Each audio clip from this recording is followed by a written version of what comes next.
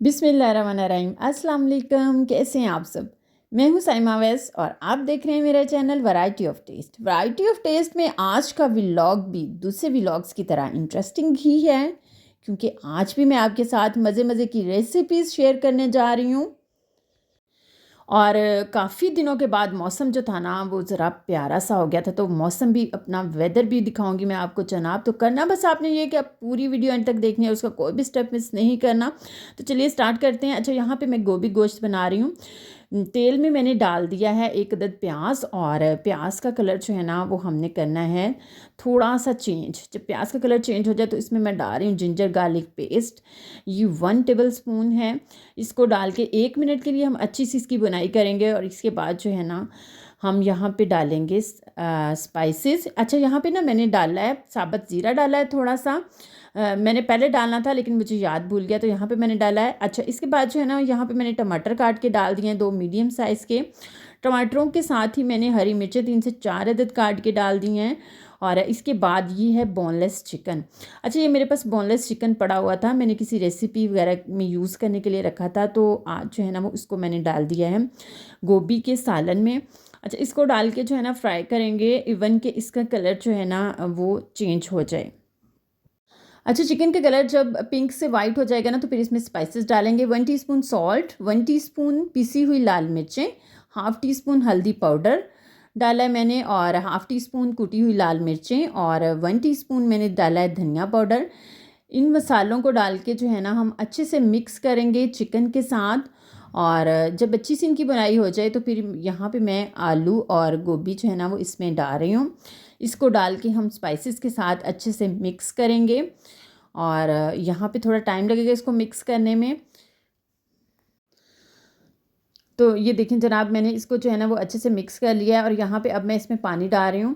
मैंने इसमें पानी जो है ना वो थोड़ा सा ही डाला है, ज़्यादा पानी नहीं डाला, क्योंकि आजकल जो वेजिटेबल्स आ रही हैं ना उनमें ऑलरेडी पानी की क्वांटिटी जो है ना वो काफ़ी होती है।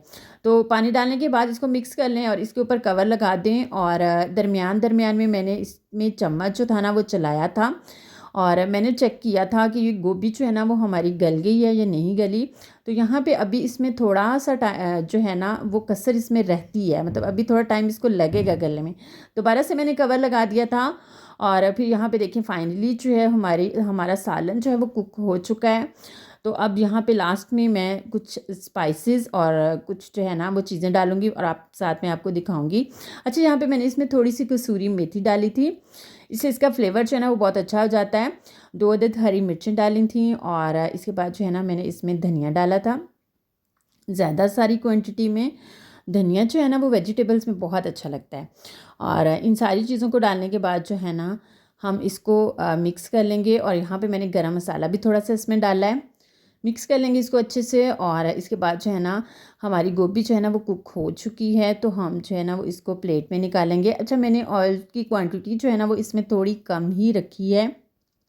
आप जो है ना वो अपने टेस्ट के अकॉर्डिंग जो है ना वो ज़्यादा डालना चाहें तो डाल सकते हैं। चिकन भी हमारा गल चुका है, तो अब जो है ना वो हम अपने सालन को प्लेट में निकालते हैं, और मैं आपको इसकी फ़ाइनल लुक दिखाऊंगी कितनी मज़े की बनी थी ये। और जैसे कि आपको पता है कि सर्दियाँ जो है ना वो अपने अरूज पे हैं, सर्दियों का सीज़न चल रहा है, तो सर्दियों की वेजिटेबल्स में जो है ना गोभी तो बहुत ही स्पेशल सी है।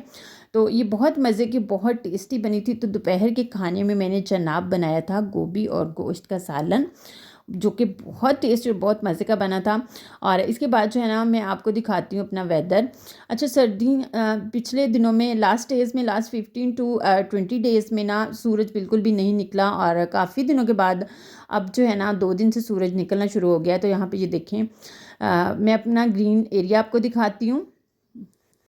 अच्छा, आज जो है ना वो अच्छी धूप निकली थी, तो हमने सोचा क्यों ना बाहर अपने लॉन में बैठा जाए, और हम लोगों ने चेयर्स बाहर निकाली बच्चों के साथ मैंने, और फिर हम लोगों ने अपने सनी वेदर को खूब इंजॉय किया। और यहाँ पे मैं आपको दिखाती हूँ अपनी नीट और क्लीन सी रोड दिखाती हूँ आपको। धूप जो थी ना वो काफ़ी दिनों के बाद निकली थी, तो इसलिए कुछ ज़्यादा ही अच्छी लग रही थी। बहुत मज़ा आया था हमने लॉन में बैठ के अपने लॉन में बैठ के। ये देखिए मैं आपको सूरज दिखा रही हूँ। अच्छा फुल धूप तो नहीं है, हल्की हल्की सी धुंध भी है साइडों पे, लेकिन फिर भी बहुत ज़्यादा एंजॉय किया था। और बच्चों ने धूप में बैठ के ऑरेंजेस वगैरह खाए थे। आपको पता है कि माल्टे वगैरह जो है ना वो धूप में बैठ के खाएं तो बहुत ज़्यादा मज़े के लगते हैं। तो यहाँ पे हम लोग जो थे ना बैठे होते, और साथ में बच्चों के पेपर्स भी स्टार्ट हैं, तो मैंने तैयारी भी उनको यहीं पे करवाई थी अपने ग्रीन बेल्ट में। अच्छा सर्दी जो है ना वो पूरे मुल्क में लास्ट स्टेज से बहुत ज़्यादा थी, तो धूप जो है ना वो इस लिहाज से हमें बहुत ही अच्छी लगती थी। तो ये जो है ना ये ऑरेंजेस हैं जो कि हमने खाए थे बाहर बैठ के और धूप को एंजॉय किया था। अच्छा इसके बाद जो है ना शाम की चाय से पहले मैंने आज बनाई थी बेसन की बर्फ़ी, और मैंने काफ़ी ज़्यादा क्वांटिटी में बनाई थी। अच्छा ये मेरे पास ना 1 केजी बेसन था, और यहाँ पे मैं देसी घी ले रही हूँ, देसी घी में मैं इसको बना रही हूँ। और ये 750 ग्राम जो था ना ये देसी घी है। अच्छा देसी घी को कढ़ाई में डाल के पहले इसको मेल्ट कर लें, और जब अच्छे से मेल्ट हो जाए ना तो फिर हम इसमें बेसन डालेंगे। अच्छा मैंने इसको एक बाउल से मेजर किया है, तो आप भी अपने घर में अवेलेबल जो अपने घर में मौजूद किसी भी बर्तन के साथ इसको जो है ना वो मेजर कर सकते हैं। मेजर करना इसलिए ज़रूरी होता है कि बाद में हमने इसमें चीनी डालनी होती है, उसका शीरा बनाना होता है। तो इस हिसाब से अगर हम किसी बर्तन को फ़िक्स कर लेंगे ना तो हमें जो है ना वो आसानी रहेगी। अच्छा इसको डाल के भूनेंगे हम। अच्छा शुरू-शुरू में आपको ऐसा लगेगा कि जैसे ऑयल जो है ना वो इसमें कम है, लेकिन जैसे-जैसे हम इसकी बुनाई करते जाएँगे ना तो ऑयल जो है ना वो ये बेसन जो है ना ये ऑयल रिलीज़ करता जाएगा। 3 से 4 अदद मैंने इसमें इलायची डाली हैं, मुँह खोल के डाला है मैंने। और यहाँ पे दूसरी साइड पे हम शीरा बना लेते हैं। अच्छा एक बाउल जो है ना वो मैंने पानी का लिया है, और उस बाउल से थोड़ा-सा कम मैंने इसमें चीनी डाली है। चीनी की क्वांटिटी जो है ना ये बेसन के हिसाब से बिल्कुल परफेक्ट है, लेकिन अगर आप लोग अपनी मर्ज़ी से इसकी क्वांटिटी कम या ज़्यादा करना चाहें तो कर सकते हैं। अच्छा चीनी को हमने यहाँ पे मेल्ट करना है टोटली। चीनी का हम यहाँ पे शीरा बनाएंगे, लेकिन हमने यहाँ पे एक तार का शीरा जो है ना वो बिल्कुल नहीं बनाना। बस चीनी को हमने बॉयल देना है, 2 से 3 बॉयल जब इसके आ जाएंगे तो फिर जो है ना हमने इसको इसके नीचे फ्लेम जो है ना उसको ऑफ़ कर देना है। तो यहाँ पे देखें आप चीनी जो है ना वो कम्प्लीटली डिज़ोल्व हो चुकी है, और पानी जो है ना वो उबलना शुरू हो गया है। तो यहाँ पे इसमें मैं ना फूड कलर डाल रही हूँ येलो। ये टोटली ऑप्शनल है, अगर आप डालना चाहें तो डाल लें, अगर आप स्किप करना चाहें तो स्किप कर दें।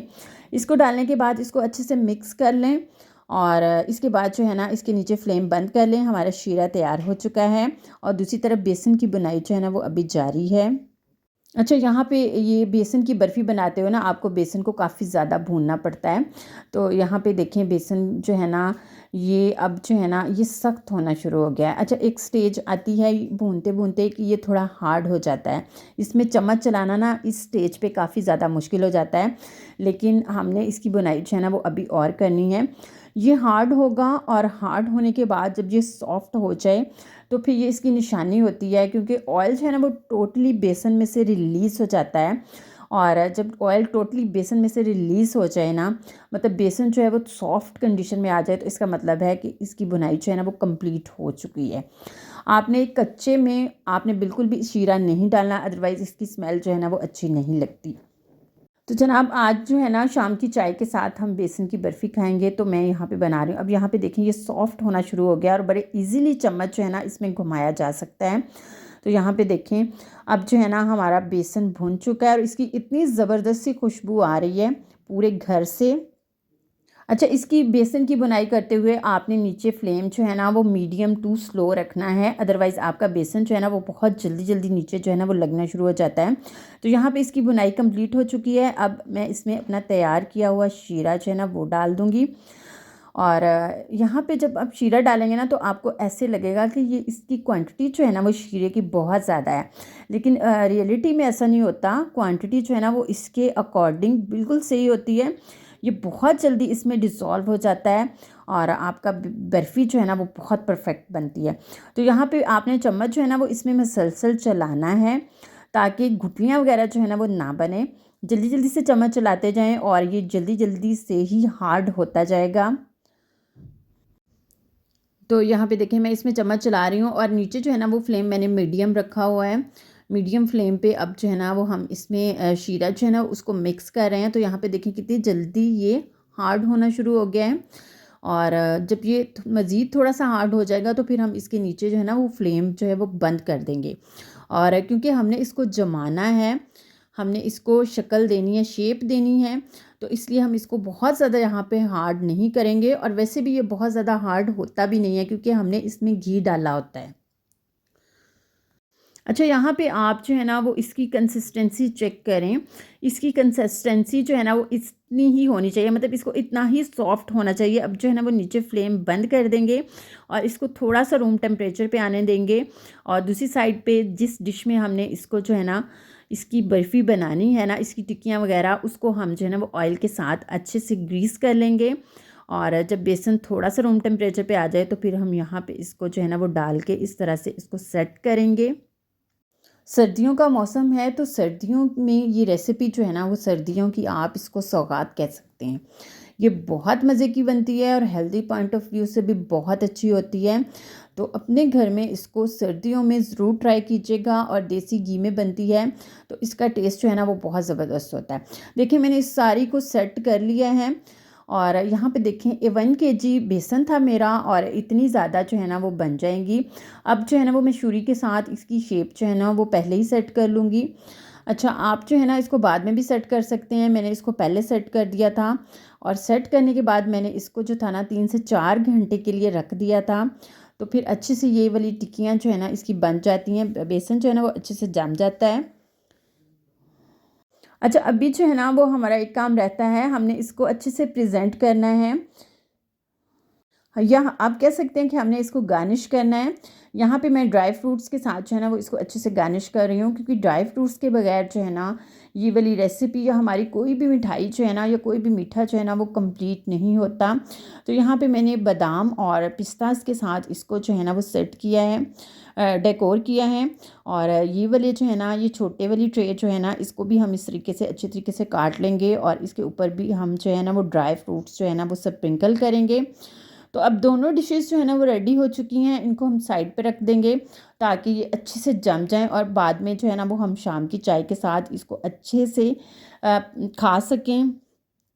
अच्छा, ये मैंने काफ़ी ज़्यादा क्वांटिटी में बनाया था तो यहाँ पे मैं आपको काट के दिखाती हूँ। अब देखिए इसकी शेप जो है ना वो कितनी अच्छी बनी है और ये कितने अच्छे से हमारी बेसन की बर्फ़ी सेट हो चुकी है।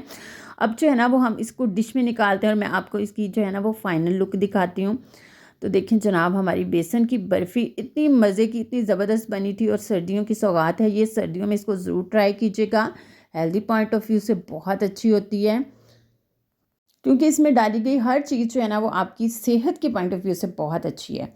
और मैंने चूँकि इसको काफ़ी ज़्यादा क्वांटिटी में बनाया है तो अब जो है ना वो मैं इसको एक कंटेनर में डालूँगी और इसको जो है ना वो 8 से 10 दिन के लिए, बिल्कुल भी ये बाहर भी ख़राब नहीं होती, इसको जो है ना वो आप इस्तेमाल कर सकते हैं।